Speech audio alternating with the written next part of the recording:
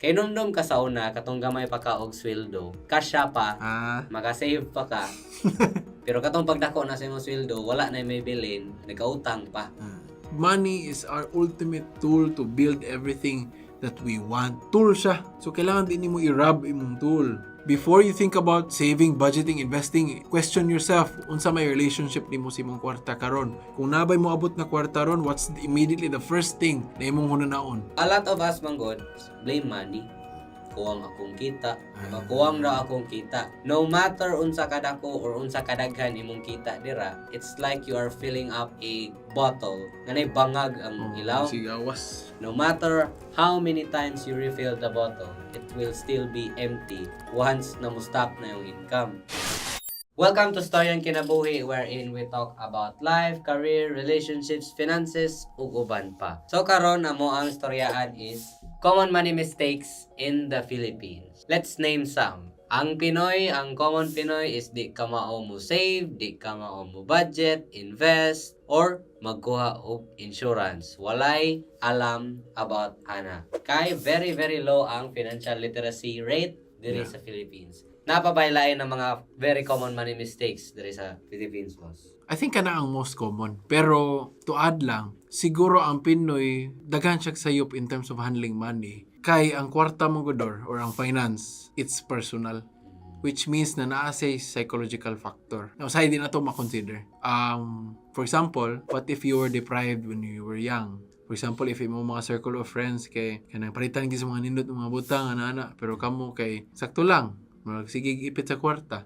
So when you grow up, muna yung upbringing na sige lang kung mga kwarta niya ko. Banatan kita ni tanan na itong mga gusto. Muto ko na, I don't know if magriba ka na ako if kani mga mistakes na to sa Pinoy or financial mistakes or money mistakes is because of our upbringing. Psychology. Magriba ka? Yes, mo agree ko ana, boss. Kay actually, may it be positive or negative, I believe our upbringing has a lot to do with how we handle our finances once we mature. When it comes to kanang the negative outcome, ingon ta nga lagi na deprived ta once we matured, na natay earnings, ana pod punta ang ato ang halos tanang savings or tanang savings sa mga things na we were deprived of.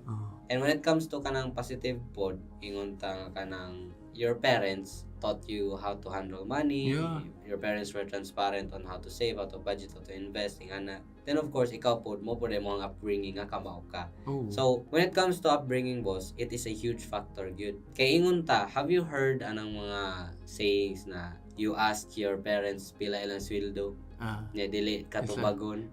And then pagdako nimo nga wa kay alam-alam sa sweldo, hindi po kakabaobon kayo na when it comes to handling. So para nimo, boss, when it comes to sa upbringing, no, sa mga tao, let's say a negative one. Do you think, boss, na just because negative imong upbringing, mo na gyud na handod-santod o throughout sa imong kinabuhi once you mature? Dili. It depends on you and ang imuhang hunger to know more about money. Kinamay uban na deprived kay sila when they were young, but when they grew up, they were masters of their finances. From saving to investing and everything. Depende man gud sa imuhang gusto. Kaya kung padala po ka sa imong upbringing and imuhang mga experiences in the family, mo ko it all starts at home.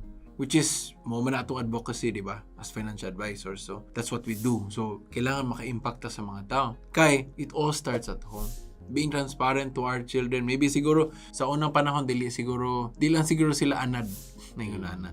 But it's crucial, no? So, importante pod, kaya para makaibaw pod ba? Unsaon gani. Everything starts at home. Ang upbringing, importante jud kaayo siya. But, it does not necessarily mean that where you come from and unsay nahitabo nimo sa kinabuhi, when it comes to money, it will define you. Dili pod. Kaya I believe, manggod, no, that if moagi manggani ka na nga phase wherein, let's say, deprived ka once you matured na nakay sweldo, and then imo nang gi-all out imong sweldo sa mga lingaw-lingaw of the things that you were deprived of, I don't believe nga mao na lang pod na imong lifestyle from being a fresh, matured person, all hantod na lang mo retire kay nga na lang imong lifestyle.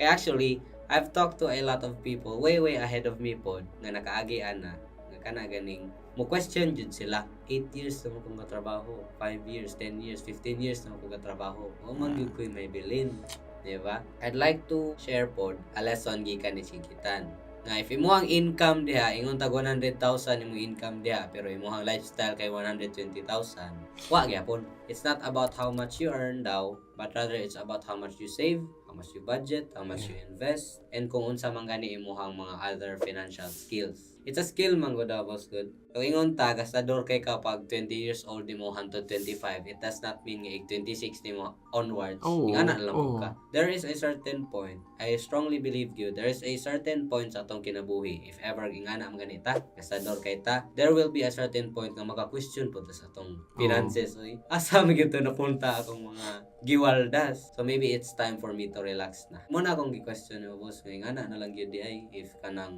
abi gastador ta, di na gyud na mausab. Mausab man ba? Mausab gid siya kay change is the only constant thing in this world. Pero importante, you have to correct your relationship with money. If you have that dilemma right now, it's all about relationship with more ka relationship with food. Kaya sabi ta maglisod og control sa timbang. Kay lahi man imong relationship with food, murag tungod kay deprive kay ka sa unat, tilawan na nimo tanan na. You have to correct your relationship with money. That money is a tool. It's a tool for us to uplift our lives. Tool siya. So, kailangan din mo i-rub imong tool. Diba? Kaya ang Pinoy mo nga na makasagaran ng mga kwarta na ta, gasto rin ginatanan. But money is our ultimate tool to build everything that we want. Before you think about saving, budgeting, investing, anything, question yourself, unsa may relationship nimo sa imong kwarta karon? Kung nabay mo abot na kwarta ron, what's immediately the first thing na imong hunanaon? Mo splurge ba kag kaon, mo splurge ba kag shopping? You question yourself, tan-awa na. But unfortunately, mong good di mo good tanan ang makaamguan na right away. They think that's normal. No. That's okay. Because money is to be spent. Naiuban na money is to be burned. Naging mo yung bitaw. Pero it all goes back to your relationship with money. Nganong ingon anak man ka? Kay mutuo ka na, mo kayong personal finance siya. Money is personal. So, kailangan na sa psychology na. Nganong ingon anak man ka? Why are there others na dagdako kikita? But they're not the same as those na mo splurge yung mayo. Mo agree jud ko ana jud nga money is a tool. Money is a tool that can make your life easy if you use it right. Yeah. But money can also make your lives a living hell if you don't use it correctly. Diba, boss? Kay if you use money right, you use money as a tool to uplift your life. Then mayo noon, may ka mo save, may ka mo budget. Money is working for you instead of you working for money. But if ikaw ang type na you use money as a tool nga pang splurge, nga ipautang nimo pataka kag pautang diha, then you are just making your life a living hell. Aganay manggod siya, boss. Money is a tool, and it is a tool pag yun nga available for everyone. What do I mean? Even kids. Ngayon na ka ng pangkindi, ingana, accessible nila ang tool, accessible nila ang money. Ingana gani, going back sa upbringing, it matters po. Example, if ikaw to ang bata sa una nga kanang tagang kag 5, kuhaan lang nimo og piso kaya 4 pesos kay imong i-save for the rest of the week. So depende ra gyud na siya. No? And I would like to bring out another saying ni Chinkitan. Kay numdum ka sa una katong gamay pa ka og sweldo, kasya pa, maka-save pa ka. Pero katong pagdako na sa imong sweldo, wala na may bilin, nagkautang pa.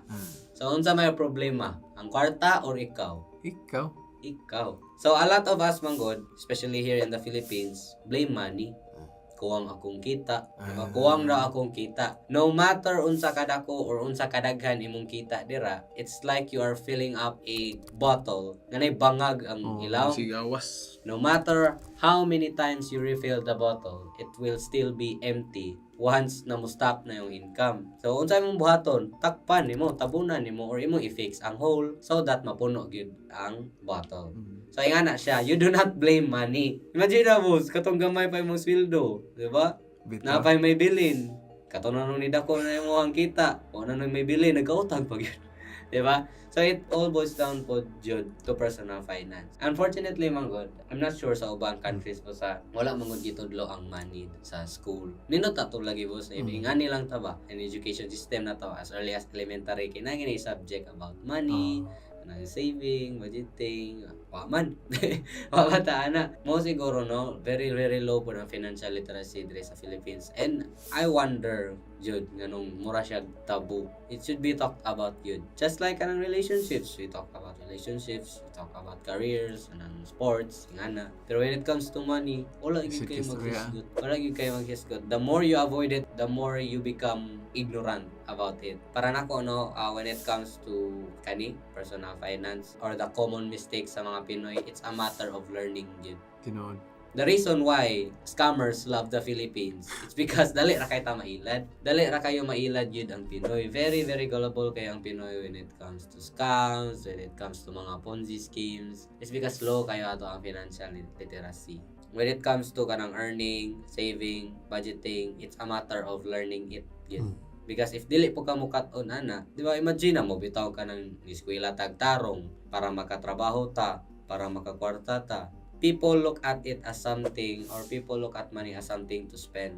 Again, money is a tool that can make your lives easier or a living hell if you don't use it right. So maybe nakaikaada na, boss. Again, like what you said, money is a tool to build everything that we want. But before you learn all the technicalities of how to save, how to invest, or any other personal finance na technique, kailangan nimo kat-unon usa, or you have to be self-aware with your relationship with money. Okay? Like for example, ako, growing up, sikli mo ko na bata. Kanang di ko pwede mo kaon og bisag unsa.